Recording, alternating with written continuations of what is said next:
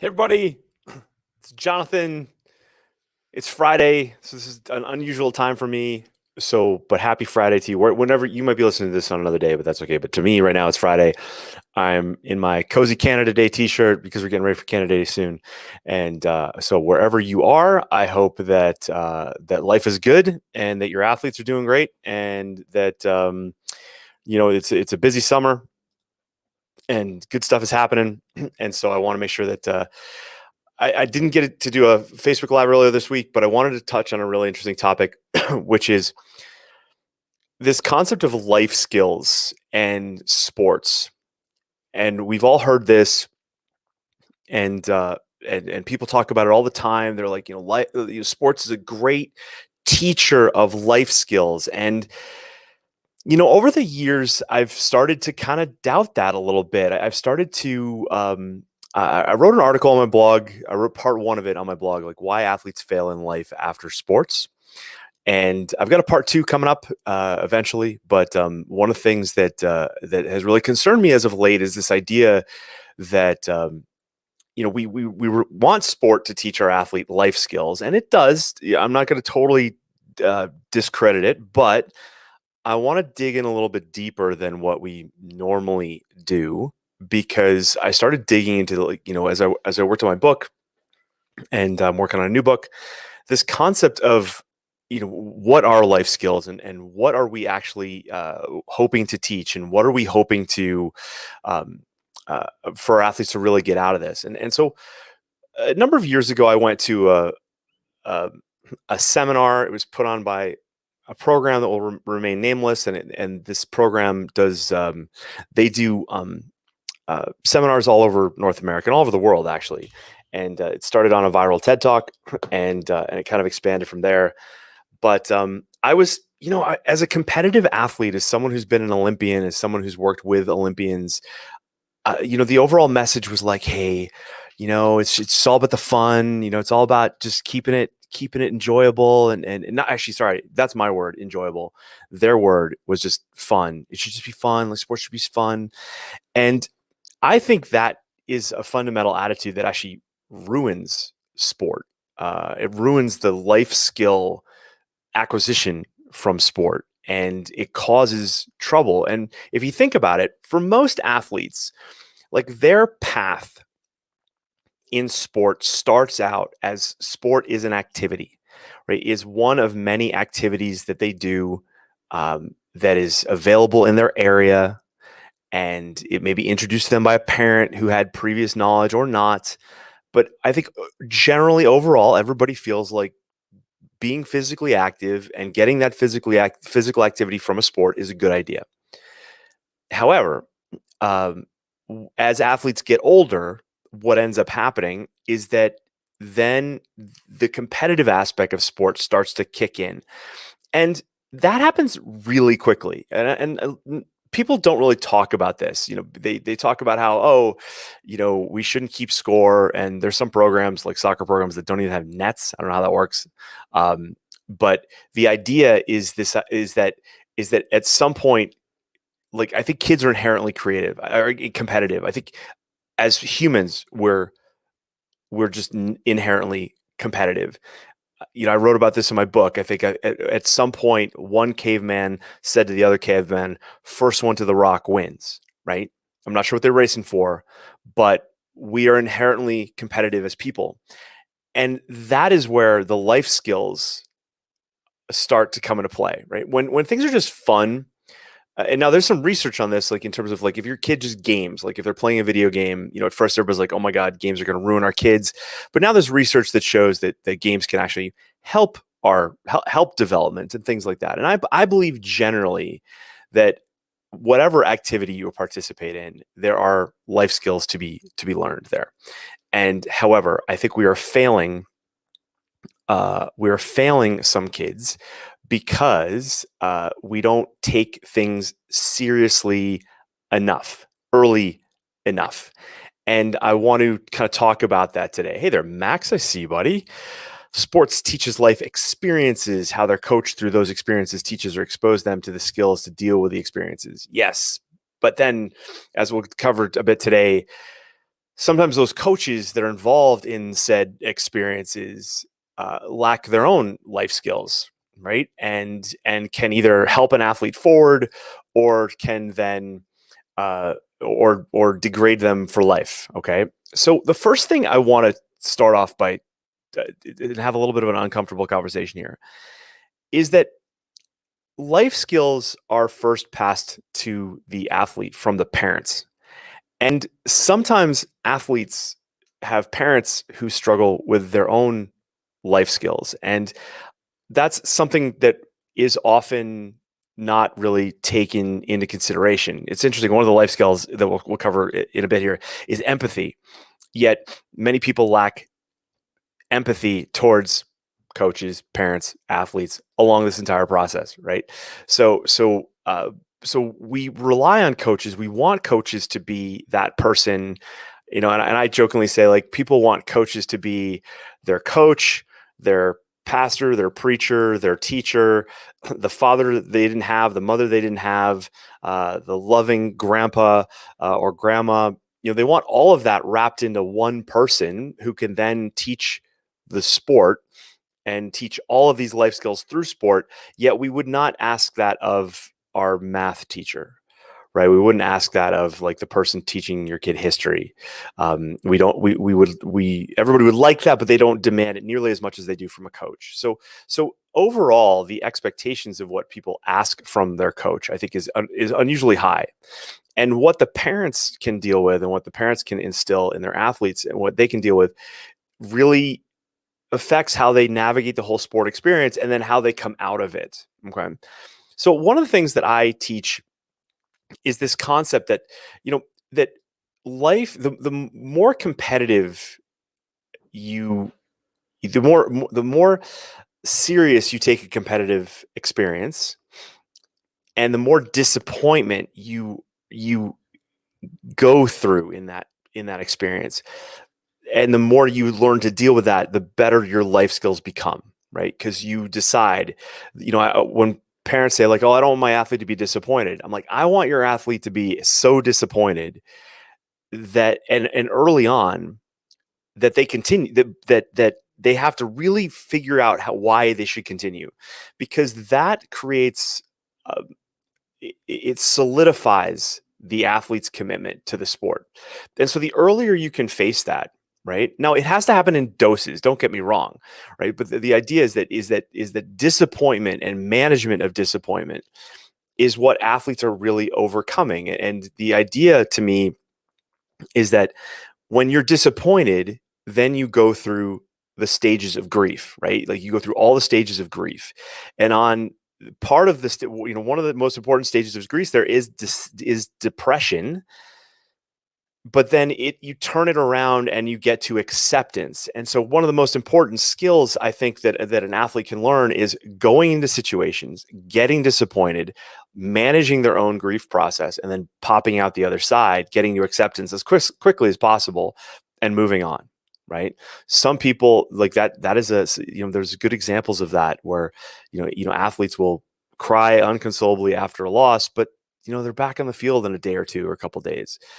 And that's one of those skills that we want to bring with us for the rest of our life. But that only happens if you're completely committed to going into the situation and then getting disappointed. So I define sport in a bunch of different ways. But one of the ways I do it is by saying, like, your athletes, their job is to go into a sport and to be disagreeable, right? Like, if you and I are fighting for a ball, you want the ball, I'm disagreeing with you. You want that ball? No, I disagree with you. That's my ball, right? Or that's my puck. Or if you do, a skill, if you throw, like, 4 rotations and I can only do 3, I'm going to go, like, I disagree with your 4 rotations, and I'm going to go and learn how to do my own rotations. And I'm going to come back and I'm going to beat your rotations with my rotations. It's being disagreeable, right, on the field of play. Then what we take from that disagreement is, we go in the situation, we're trying to be disagreeable. We're trying to overcome each other. And then I back off and I leave and I learn, and then I get feedback, right? So if I go try to do 4 flips and I get 3.5, well, I've gotten feedback. All right, you can only do 3.5 flips. Well, then what do I need to do 4? Okay, coach, right? Mom, dad, observer in the stands, videotape, like whatever it's going to be. It's disagreeable, being disagreeable and seeking feedback, right? And so that's really, really important to understand. And a lot of people try to coddle the athlete or minimize that disappointment for fear that the athlete will quit. And unfortunately, I think there's a take on on athletics, like everybody will whip out the stats that, oh, so many kids stop playing sports by the time they're 13. Like I've witnessed that in my own house. Okay. And my athlete's is interested in one sport, has a crappy experience with a bunch of coaches, and really doesn't want to go back. And I can't blame her, right? I wouldn't want to go back either, right? But the idea here is that when the athlete soaks up as much disappointment as early on as possible and is able to get through that, it solidifies them. It helps them stay within the sport. And so the fear, when people fear the athlete being disappointed, and they start to spout off statistics like, oh, kids are quitting anyway. I get it, but who's to say that athlete is supposed to stay, right? Who's to say that athlete is supposed to continue, right? And I'm all for helping an athlete, continue on, but not at the expense of kind of the true lessons that are there, because I don't want to just kind of like entertain an athlete just so they stick around. No, I want them to learn these things, because if they're not going to learn it from the sport, it's probably better to get them onto something else, either a different sport or a job or school or whatever, right? They'll find their interest, right? But here, for those of you guys listening to me who have very competitive athletes and athletes who want to continue and do well, the idea is being disagreeable and soaking up all that disappointment that comes from a loss and getting feedback and continuing. That's the thing. So I wanted to go through some of the life skill topics today, and something that you can listen as you go into your weekend or whenever you're listening to this.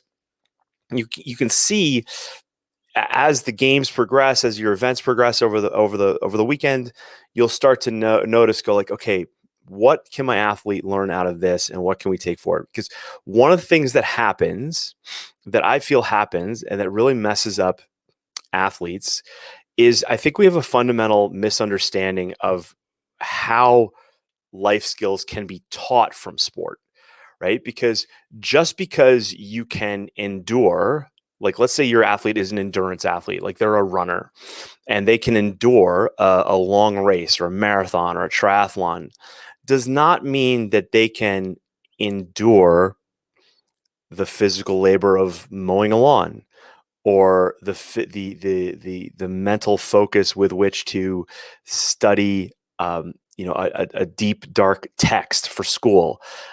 They're not the same.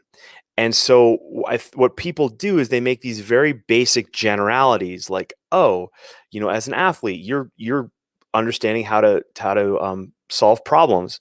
That is true. I don't disagree with that at all, right? Because to figure out an opponent is the same type of skills you can use when you're figuring out a marketing plan against your competition in a business.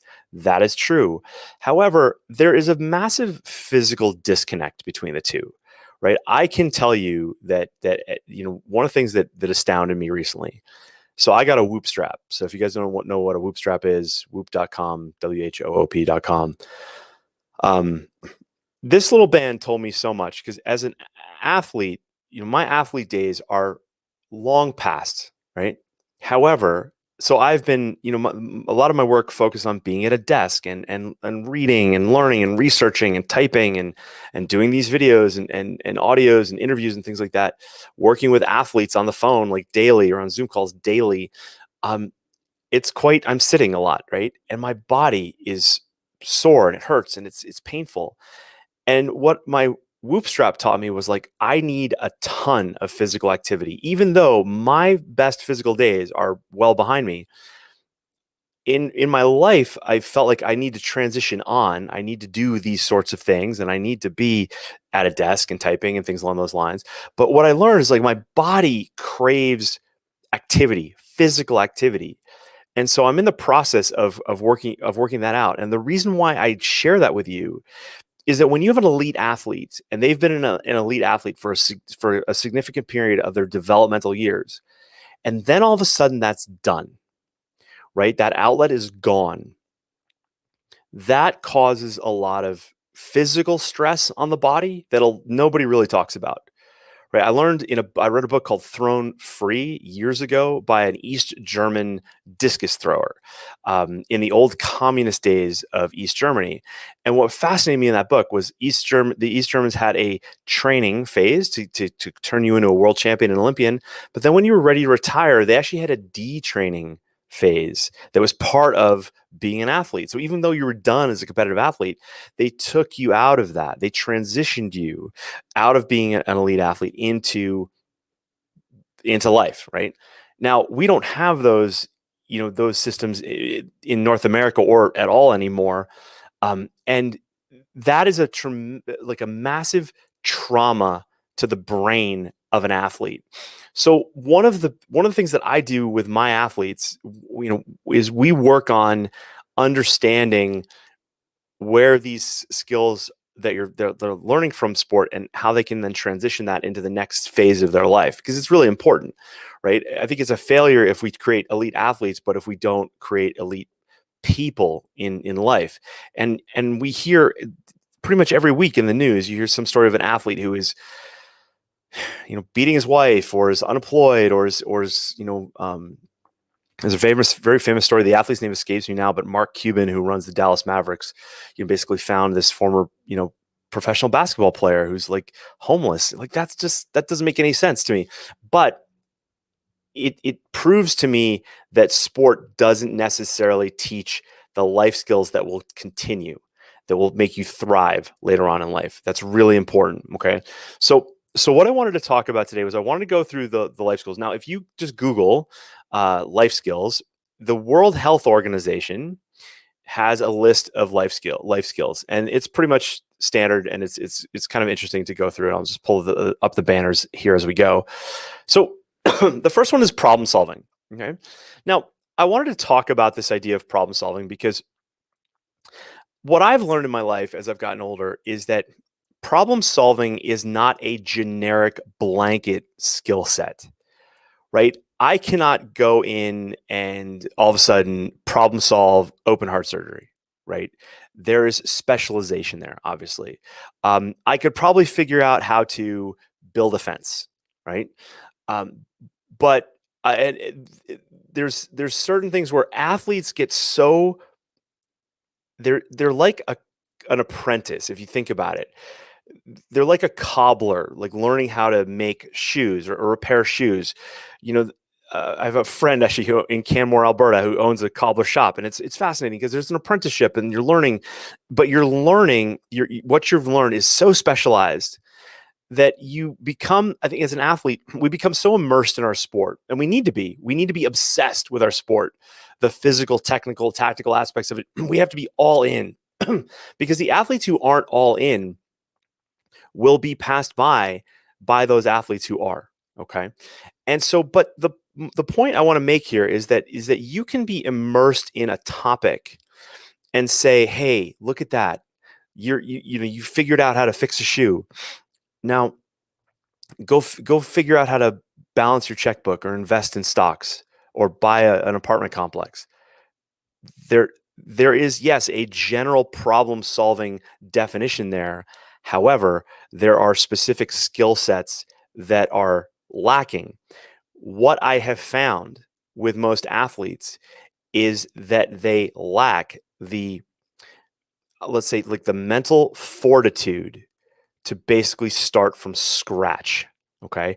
Now, some athletes who transition into school or into a job right away and they become immersed. So one of the cool things that goes with problem solving is that term of obsession. And obsession is usually considered a bad word, right? But however, being obsessed is exactly what made that athlete great. Now, and the most successful people I know are obsessed in something else, right? Not people. You don't want to be obsessed in people because that gets kind of weird. But if you want to be obsessed in becoming a real estate investor or a pilot or a surgeon, those are the times where now the obsession that you had from being an athlete that allowed you to develop those problem solving skills to figure out how to be great at that sport, you got to find the next thing to be obsessed about. And that's really hard. for a lot of athletes. There are athletes that find it, and it's great, and then there's other athletes that are completely lost. Okay, and so that's obviously not so great. So problem solving is the first one I want to talk about. The second life skill is decision making. Now, this is an interesting thing because people say like, well, okay, well, sports teaches decision making. Well, what kind of decision making? Right? Like like if I'm a basketball player and I am in, every game is different. Pretty much in every team sport, soccer, hockey, lacrosse, baseball, basketball, every game is different, right? There's a lot of randomization. Now there's patterns obviously that happens in certain games, but that happen repeatedly. However, the game is overall different, right? Well, if I'm like making decisions in that environment, that's a certain type of decision making. That is very different than decision making when you're trying to figure out like what career should I take or what girl should I marry, right? Or what what bar should I go to tonight? Those are different decisions, right? But this is where as a general words matter, right? And so when people say like, "Oh, sports teaches you about decision making." I'm like, "Well, what kind?"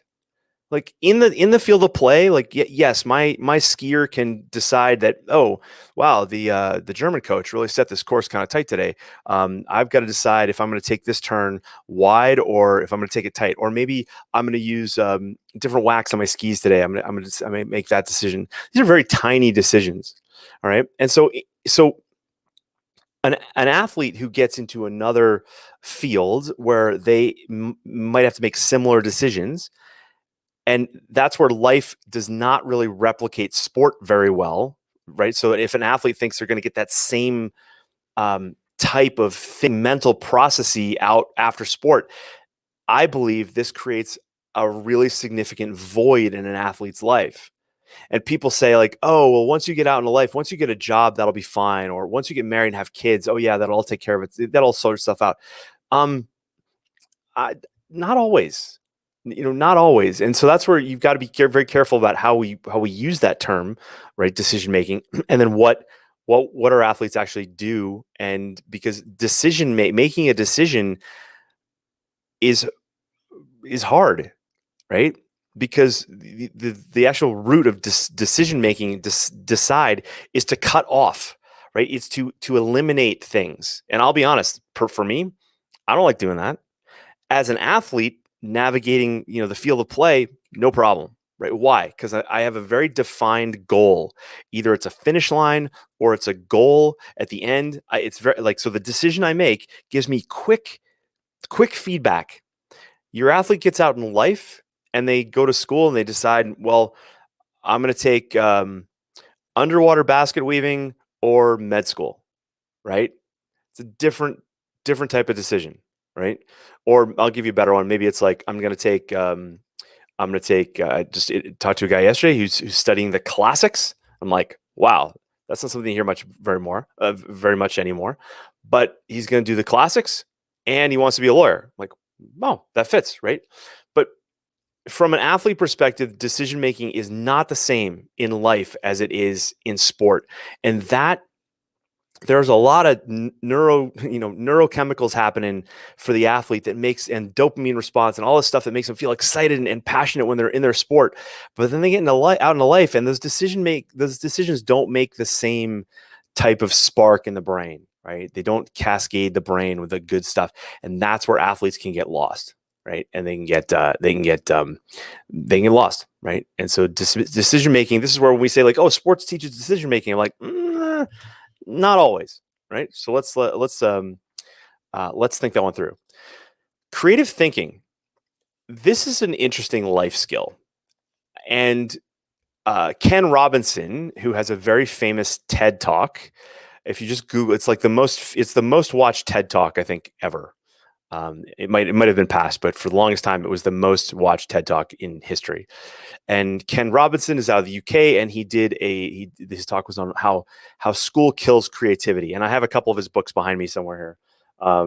The idea about that schools kill creativity. So it's funny how we say that creative thinking is a life skill, and if we agree that school kind of beats some of the creative thinking out of us.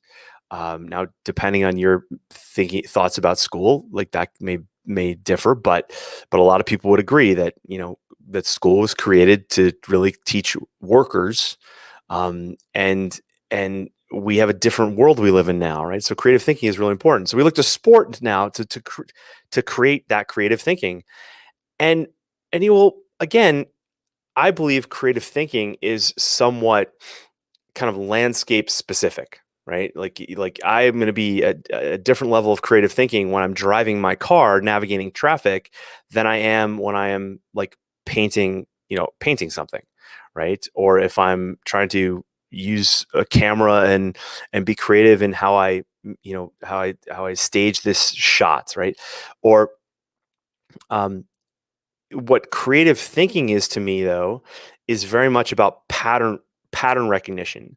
So an athlete who has more reps and more understanding of their sport has the ability to be creative, but sometimes athletes come up through their sport and they're very limited in their thinking. So for example, like in baseball, you can have a pitcher, right? And that pitcher can go to the outfield and play successfully or be a catcher, but you can't necessarily take the outfielder and make him a pitcher. It happens, but the trade off is in quality is massive, right? Now, also you can take someone who's a gymnast and they're used to doing reps and reps and reps and reps, and then say, okay, um, actually, I'll give you a different example because I talked about Naomi Osaka this last week. It was kind of funny for me because she made a comment about how she didn't like going to press conferences where she had to field the same question over and over again. And I thought, isn't that interesting? Because what do a lot of people say about sport? Well, sport teaches you about life. Well, one of the things that a tennis player is completely comfortable with is this idea of hitting ball after ball after ball after ball over and over and over again. If there's ever a definition of of an athletic event that would teach you how to deal with the same thing over and over and over again, it would be tennis, right? And yet here was a tennis player going like, I don't like to I don't like answering the same question over and over again. And I'm thinking like, I would love that because it's easy. It's a pattern I understand. But it just kind of brings to light this idea sometimes that that athletes are in fact not very creative thinkers because their skill set is so specific, right? Their skill set is so specific, and this is true. Overall in sport, especially in soccer, they talk about how athletes have lost a lot of their creativity because they've been just taught to run through cones repetitively, instead of playing games enough. And the idea is that the brain just becomes very rigid in its thinking. So again, we would like sport to teach creative thinking, but what kind of creative thinking? Is it just the awareness that, hey, I'm being creative here? I realize that, oh, if that player goes there and this one goes that way, and then I pass the ball here, like that's a form of creativity. And we look at athletes and we marvel at their creativity. But when they get out of sport, they're not always necessarily creative in their life because, maybe they have to figure out like, oh geez, like, okay, I'm unemployed and I need to move here and to get a job there. And then that's a lot of creative thinking. But again, some athletes like lack that because they've never learned that the specificity or the specific need of being creative in that environment. Right. So this is where just one more example of how I said, when we say like, oh, does sports teach, life skills? I'm like, maybe, maybe.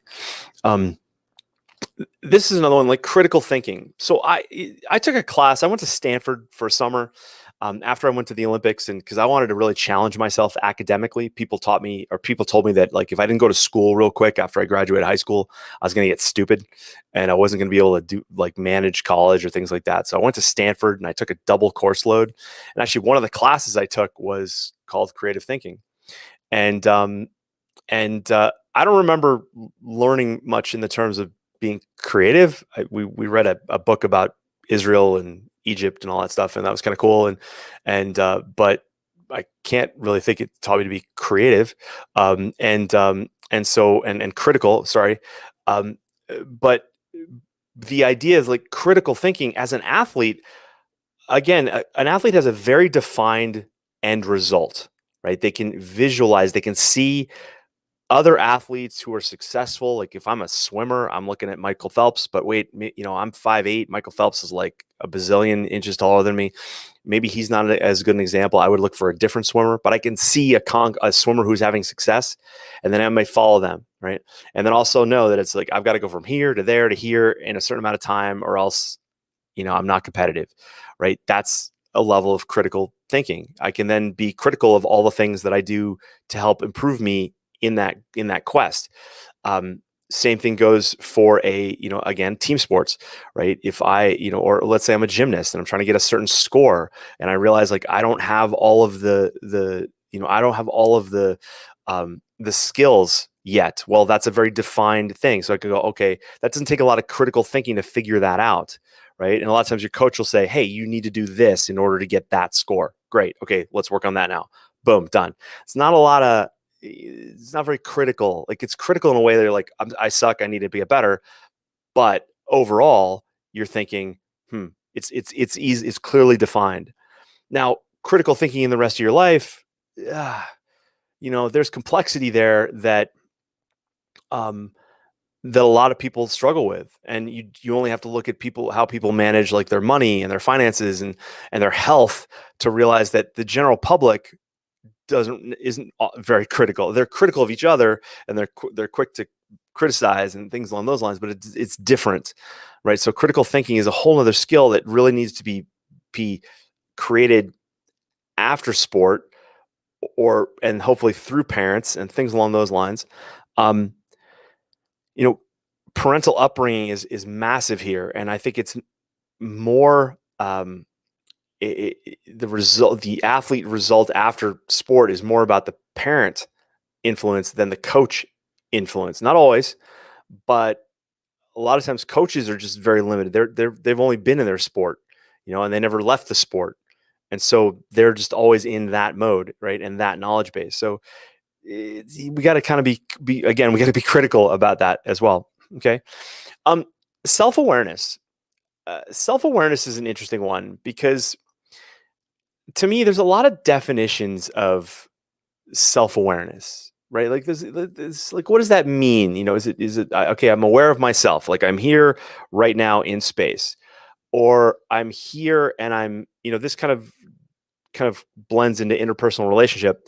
But the idea is that, I'm aware of how I come across to others. Like I'm self-aware, I'm aware of myself and how I come across the others, which is hard because you know th- I can't put myself in your shoes, right? I can't put myself behind your eyes. But being self-aware, this is where I feel like sport is massively like not ruining kids, but it's not putting any emphasis on it. Like, if an athlete is fatigued, that's a level of self-awareness, and that's easily applied to sport. But then when an athlete is out of sport, kind of into the everyday grind of work or a career or things like that, that kind of goes away, right? That kind of goes away. Um, Athletes who are binge eating and things along those lines, they lack the self awareness, like of how their body is reacting with like the diet that they're eating, and you couple that with like their critical thinking of what they're trying to accomplish, and you go, wait a second, there's not really much self-awareness there. So a lot of the work that I do with athletes, I will ask them like, well, how are you feeling at that moment that you did that thing? And sometimes they can't answer. And part of that, if it's a high stress thing and there's a disassociative part of it that involves like flow, and it's also, disassociation is something that can take someone out of a stressful situation, right? But the idea here is that sometimes an athlete, especially a young athlete, just lacks self awareness, but that lack of self awareness can help them. I've worked with athletes who, and we all know athletes like this. You're kind of like, wow, they're a couple fries short of a Happy Meal, right? Or the box didn't come with all the bulbs. Um, they that can actually be a beneficial trait in some ways for them, right? I mean, I think of the harsh word, but they're too dumb to think, and then you're like, okay, good, right? You go. You're like the best athlete for this situation because you just don't think as critically as well as others, and you're not super self aware. So just go, right? So that can be a beneficial thing there. But self awareness is it's a big skill. It's like, what do I want to do with my life? Like, what do I, how do I feel about this? How I'm in this relationship, and how's that go? Like, I can figure it out in sport, but again, a lot of athletes fail that test. They're not self-aware in sport, and then they get out of sport and they're still not self-aware. So the idea is like, where do you develop self-awareness? And that's a big long list, too long for here. But the idea is that it's a life skill that sometimes gets kibosh. So I've had a conversation recently on Instagram about the conversation of like transgender athletes coming into women's sport. And as I was doing my research, one of the things that I found that was kind of fascinating was that in certain states, like if you like let's say someone's was abused as a child, and they go into a psychologist to talk about being to change their gender, the psychologist can't ask them why. And this blows my mind. So inside, even if someone was actually self-aware, uh, uh, you might argue that they wouldn't actually go in this direction and try to transition or things like that. But the idea was that the psychologist who's there to help them can't even isn't legally allowed to ask them the questions to help them become more self-aware. So this is where, as a person, you have to be aware of like the environment you're in, like people, places, and things. Like, are you able to kind of voice the feelings that you're having, right? This is where vocab is a big issue, and there's research on like inner city where there's high rates of crime, there's low use of vocab, right? And because if someone lacks the words, they can't express what they're feeling, and that would limit their self-awareness, right? So does sport teach self-awareness? Sort of, but if your coach doesn't know how to help, you're not going to get it from, you're not going to get the skill sets from the coach. And if the parents are struggling, well, you're not going to get it from them either.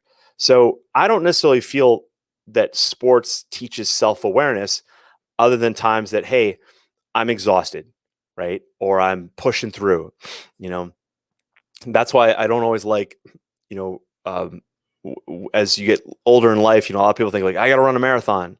Well, listen, it's easier to endure than it is to become a power athlete, right?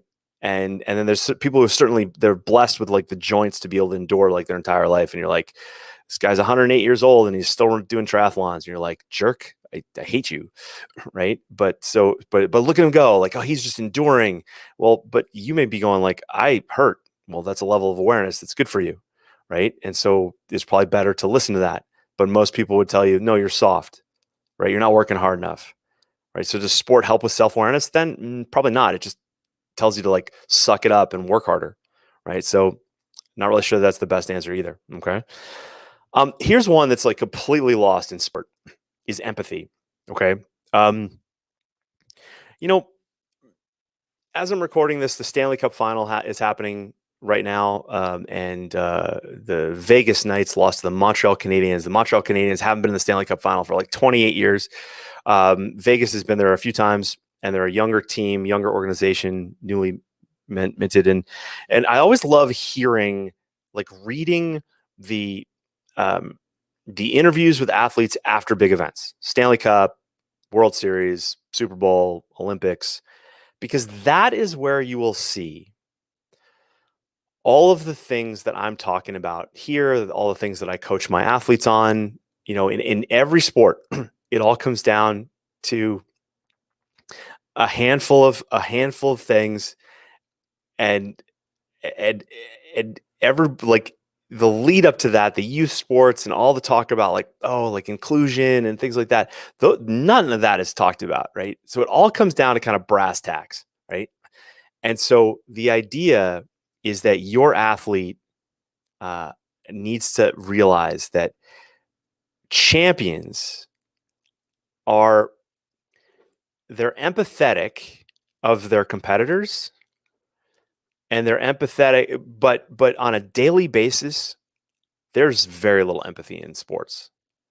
And there's, and rightfully so, because part of being an elite athlete is having an environment around you of coaches and other athletes and support staff, like, physical therapists and doctors who are helping you to push yourself beyond a level that that you're comfortable with. That is technically not very empathetic, right? And it's not sympathetic. So there's empathy, right? Meaning, like, I understand what you're going through, but then there's also sympathy, like, don't, oh, you lost, it's okay, right? No. So empathy is like when I hear a story of like a coach on a sideline freaking out at the referee, the empathy side of me reaches out and goes, I wonder what's going on in his life or her life, right? That's happening. Because I think of that saying, like, people aren't angry at, like, if someone's angry at you, they're not angry at you, they're angry at something else through you. You are just that vehicle, right? And there's a lot of coaches out there who take their grief and their anger out on their athletes, and that's disappointing. But again, there's no empathy there. There's no empathy from parents to, like, why? Because we're just going for a result. We're trying to win. We're trying to we're trying to navigate this course as quickly as possible. I don't have time for empathy. I'm going, right. But if you if you like, again, the Naomi Osaka story with there are athletes, and there's people who are empathetic to her of what she's going through, and there's probably some changes that could be made. But I'll tell you what, like, a lot of her competitors don't have sympathy for her because they're like, yeah, she's out. Good. That's one less place I got to beat. Right. So there's a difference there. So empathy as a life skill is not inherently, like, sports related. And some people might argue that being empathetic it can keep you from being a great athlete, right? It can keep you from just kind of that cutthroat, that cutthroat, we're going to win attitude, right? Now, I won't talk about winning at all costs here, but sometimes the definition to competitive athletes, that idea of winning at all costs, it's what we're like. We're going to learn all these life skills to manage our sporting experience so that we can transition successfully no matter what happens. That's like the biggest life skill we can do. But that is a win at all cost kind of attitude. It's like, I'm going to win at all costs, and I'm going to develop the skills to manage all that so that I come out the other side and I'm awesome, right? Not like, I went so hard doing this sport that now I can't, I have no friends, and I never learned interpersonal relationships, which is next. Okay. So empathy is a tough one. Interpersonal relationships. This is a tough one for athletes, right? Because you can have friends, but a lot of my athletes, they're on teams where sport has brought them together. Elite sport has brought them to a point where they are continuing and they are at the highest level. But because of the competitive nature of sport, like, I'm trying to, hey, you're a nice kid, but I'm trying to beat you, right? I want that position on the team. I want that gold medal, right? That's inherently what we're doing here. So interpersonal relationships are tough because for athletes in the sport, there's that competitive side of it. But outside of sport, then athletes have difficulty sometimes finding other people to be with who can relate to their competitive drive and their spirit. But developing those interpersonal skills, there are resources with which to do that. And I don't think sport really does it effectively. One of the things, and we'll get to this kind of the next one about communication, but part of interpersonal relationships is having difficult conversations, and and I'll admit, like, I'm not comfortable with sometimes, like, I'm not perfect there either. But the idea is that interpersonal relationships are a very difficult skill set, and a lot of times athletes, when they're in their sport, it's like, if I play volleyball and you play volleyball, we have that in common right away, right? And then from that, maybe I'll learn about your music. Maybe I'll learn, like, we have this easy in, right? This easy thing in common, and that's cool. And when you get out of sport, like, interpersonal relationships, finding something in common is obviously a big bridge, right, between people. But the interesting thing is that, I heard this said about Tiger Woods once when, Tiger Woods came out of college when he went to Stanford, and he was a phenomenal amateur golfer. And he was one of the best. It was clear he's going to be like the best golfer in the world ever. I heard someone say Tiger's never had to make a friend, and he's never had to learn how to make a friend. And that really struck me because it's true, right? When you go from like nothing to famous, and you never have to really, because everybody wants a piece of you, right? They know your story, right? Yeah, I'm sure you've probably binge watched, you might binge watch me. You probably binge watch some YouTube channel. And have you ever wondered what it'd be like to meet that person and you've like watched them for years? Like I think about this all the time. Like Casey Neistat, perfect example. If you don't know who Casey Neistat is, go get lost in all his videos. But I feel like I could walk up to Casey Neistat in the street and I'd be like, oh yeah, you've got I know the girls. I knew when you moved, and remember when you cut down your office. Why? Because I was totally immersed in his life. I almost feel like it'd be kind of funny to show up with a box of like DVDs of my life and say, here, go watch these, and then we'll get together. Then we'll then we'll be all caught up, right?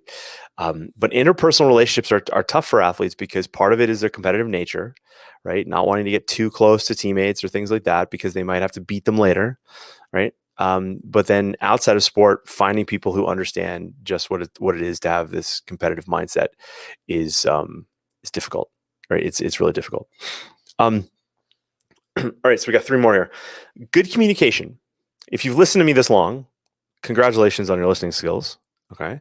I'd love to hear from you. If you want to email me ever, coachedwards@athletespecific.com. I always love to know who's listening and what they're doing. And if they're listening with their athletes, or if their athletes are listening on their own, send me an email. Let me know who you are, where you are, what you're doing. Okay. Good communication. This is an interesting one because part of good communication, and I had this sheet up and then I lost it. Part of good communication is navigating negative events and coming up with the skill sets with which to talk and navigate difficult discussions. And one thing I've learned in the last few years is this concept of like being agreeable and getting more into this disagreeable side of things. So there's research that shows that people who tend to go up the ranks in corporate environments have a high tolerance for being disagreeable. Okay. I find that most of the athletes I attract into my business, and who I coach and whose families I work with, overall, they are more on the agreeable. They would skew very high on the agreeable scale. Okay. And what happens for that athlete is like anytime they move into a disagreeable situation, it doesn't feel good. And because it doesn't feel good, the athlete just shies away from it because they don't want to feel good. And I think this is a problem kind of in society now where we are everybody just wants to feel good all the time. Like, it's just like everybody's worried about their mental health, and then they go into depression if they don't feel good. Like depression is not feeling good. That's not true. Not feeling good is just your body going like, hey, this is an uncomfortable situation. I got to figure out how to work through this. Right. And so the coach athlete relationship sometimes never lets that happen. Right. If you have an authoritarian coach and you go to them, the athlete may worry that they're going to get cut, or the coach is going to believe in them, or that it's going to somehow reveal a chink in the armor of that athlete. And that's true. Like that's not something you can just dismiss. But that's where I encourage my athletes to have like a mastermind group outside of their sport, right? So, Naomi Osaka didn't need to tell the world she doesn't like talking to the press because her competitors are going like, there's a crack in her armor, right? What she needed to do was go to her team who she trusts and say, I'm presently struggling with this difficulty. What can we do to help me through this? Okay. Really important. So what I want to have happen there for my athletes is this idea that that communication, when everything's good, communication is positive, right? When a coach says, I don't think you're getting this. And that hurts your feelings. You can either be stung by the feelings you're feeling, or you can move on and go, wow, she's right, you know? And instead of getting like, when we remove the emotion, then the communication can be solid. So, and when a coach, um, there's a great book called Verbal Judo that I think everybody should read in sports. I think it should be mandatory reading, Verbal Judo. But the idea is that, even a police officer in a very confrontational situation is, it needs to be trained to get the emotion out of it, right? But when an athlete talks to their coach, or the coach is mad at the athlete, what happens to that athlete? Usually there's an age difference, right? And then when there's an age difference, and then there's a respect issue, and then that stops communication. So I find a lot of athletes, when they come out of sport, they lack communication skills. They may be good in front of a crowd. They may be good talking to a teleprompter or being interviewed, especially when they know what the questions are going to be, and that's very common in sports interviews, especially sit down ones. It's kind of like it's quite scripted. So there's not a lot of communication skills necessary there, and I think sport, in a lot of ways, will stifle the rest of the communication. Okay, management of stress. This fascinates me because now we are in the last like 5 years. So from about 2016, maybe about 2014 on, the concepts of mental health and the concepts of depression have just become buzzwords, right? And so much so that it's clouded the definitions of some of those words. And like I said in the good communication section a moment ago, the idea here is that athletes need to understand that stress is something to be navigated, right? Stress is a hurdle, right? As the athlete has two jobs to do: to withstand challenges and take advantage of opportunity. And through that, they are increasingly stressful, right? If you are a young athlete and you are let's say you are a slalom skier, and you go right to the top of the course and you try to race a downhill, that's going to be very stressful, right? And you're not going to do very well. And you probably might have trouble sleeping the night before because you know it's coming. Problem is if you get stuck there. And I think what's really good for athletes is, if they're taught this properly, is that they will leave their sport and understand that I can manage stressful situations, right? I didn't sleep last night. Yeah, I know why. Do you know why? No. Okay, because your brain was totally replaying the game that you have in your head that's coming up on Saturday. And your brain played that ever since like 2 weeks ago. It's been going. And so your brain is not trying to sleep because it's thinking, hey, we're competing right now, right? That's not, I'm stressed out. That's like, I haven't figured out what this means.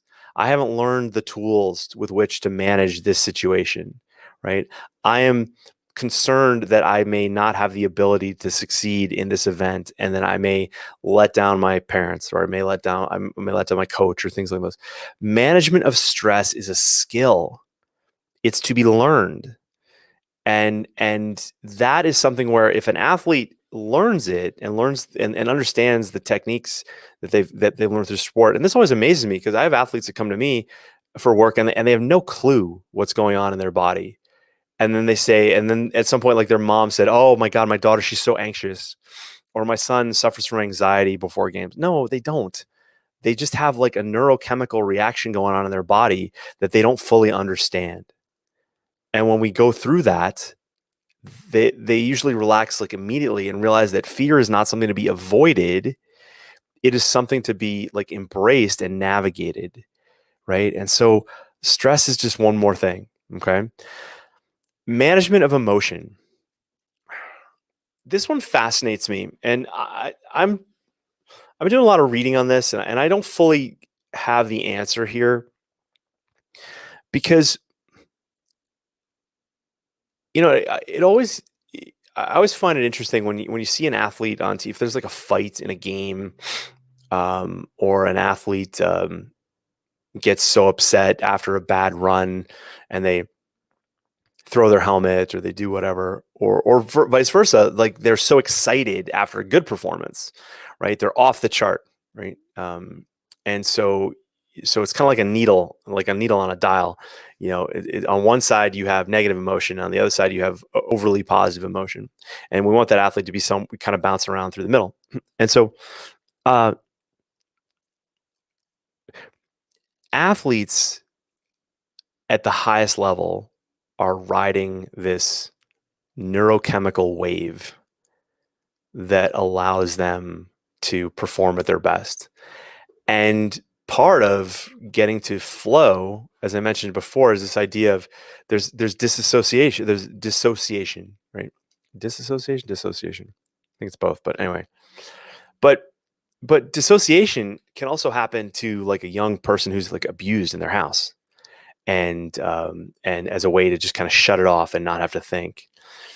And what I find really interesting is like when you see an athlete who gets fully upset, or they get, up in someone's face, or they get into a fight, and people go like, "Oh, that player shouldn't have done that," or somebody makes a bad, like a retaliatory move, and the people in the stands are like, "Oh my God, get him out of here! That's horrible." Whatever. I always find that fascinating because to be a fan in the stands, to be a coach in the bench, is very different from being the athlete in the field of play. And so that neurochemical cocktail is very different. And what's called the refractory period, like when something bad happens, and the ability for the athlete to kind of step back and think, it's like we don't necessarily want that, right? We want the athlete to just be all in all the time. When they're competing. When they're not competing, then we want something else, right? Then we want something else. But managing emotions in game versus managing emotions in life are very different things, right? Are very different things. But again, understanding what people are going through, what they're having that level of self-awareness, right? Life skill, versus and being empathetic of the other person. I just, in those critical moments, they're just not really accessible, right? And so, but outside of sport, managing emotion is something that it's taken me a lot of years to kind of figure this out. And it's almost like you're walking through life like you're watching yourself on a TV set. And when you can kind of get to that dissociative state and go like, okay, I'm not here right now. Like I'm watching me from out here. I'm not getting riled up. Like if a crazy email comes through right now or whatever, if there's a headline that pops up on the news, and that everybody, and I say everybody, people respond differently. They get upset, right? It instantly triggers them. The management of that trigger is what's important. And so a lot of athletes in sport, people think that an athlete shouldn't have emotion, and that's not true, right? The idea is to learn how to manage the emotions that you have, and there's never a lot of critical teaching of that. I work with my athletes on that. If it's a problem, a lot of my athletes don't have a problem with it, but if they find that they're getting upset or they're flying off the fence or things like that, there's skills around that need to be taught, and we work on that, right? But so the idea here I just want to wrap this up with this idea that your athlete, like I want athletes to be good in sports and life. And I've learned a lot uh, I've learned a lot as an adult that I never learned as an athlete. And so what I always find interesting is when parents say like, "Oh, well, sports teaches all these great life skills, and it's just all fascinating. And isn't this great? I just love when my daughter, she's just pursuing her dream. It's fabulous." And I go, you're probably giving sport a little bit more credit than it deserves. And the idea that you're going to learn these skills from the sport itself, I just don't see the transferability as equally, as evenly as most people see it. And what I mean by that is that like, okay, if you didn't have any coaches or fans or anything around, is your athlete learning these life skills from the sport itself, right? Like, is your athlete gonna, like, if they can dribble a soccer ball and they have the focus and the dedication to do it towards a soccer ball, are they going to be able to do that to something else? And that transferability, to me, while I'm sure it's there scientifically, there's so many other factors around that where your athlete is basically transitioning from something that they are loving and it's filling their body full of endorphins and all these other neurochemicals and they're just they feel good while they're doing it. And now they've got to juggle 22 people on a sales team. Like, that's a different skill set, right? And there may be some commonalities there, but I don't always see it. So I wanted to share this with you. If you've listened all the way to the end, thank you. And I hope I want to hear from you again. Email me, coachedwards@athletespecific.com.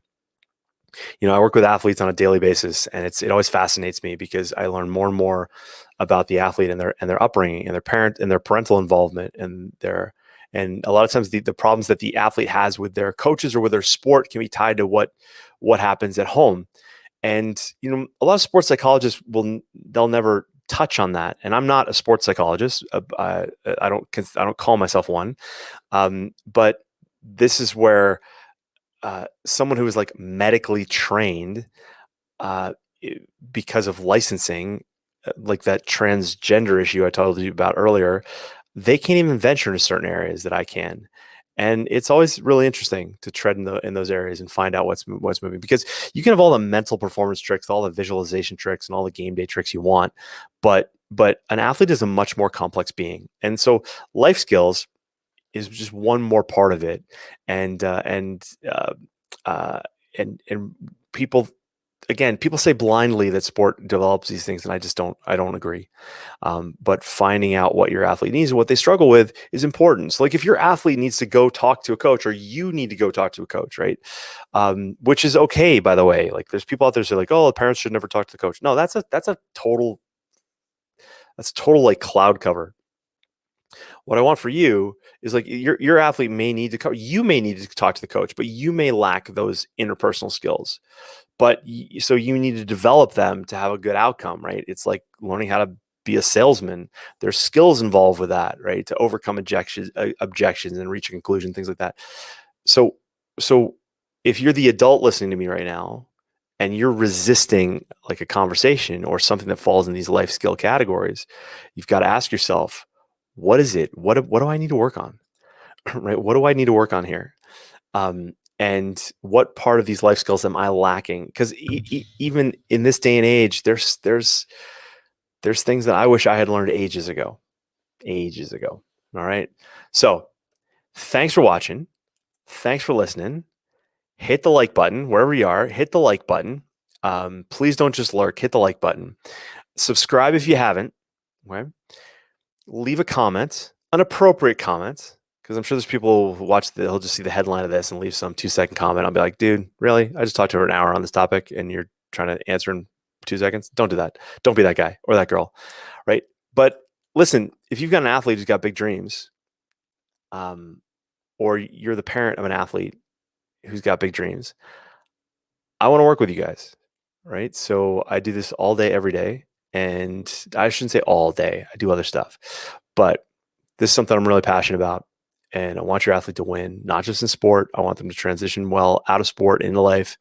And so this isn't just about mental performance. This isn't just about visualization.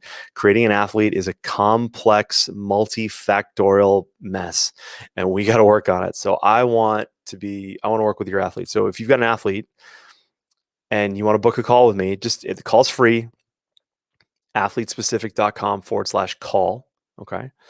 And we'll get on the phone for about 45 minutes and we'll talk and we'll see what's up with your athlete and see where things want to go and what the biggest roadblocks are and what we can fix and how I can help you. And if we're a good fit, maybe we'll work together. If we're not, that's totally cool too. So thanks for watching. Thanks for listening, everybody. Talk to you soon. Bye.